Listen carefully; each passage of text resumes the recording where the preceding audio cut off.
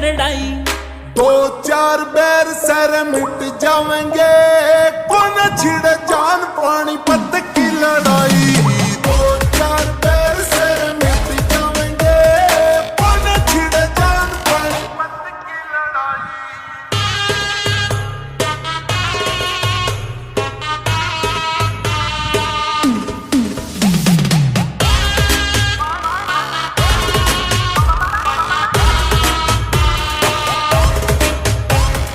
तेरे पे टेक रखी जाकी भी आस, रे रखेगा बचा के राम तेरे ना के सास। तेरे पे टेक रखी जाकी भी आस, रे रखेगा बचा के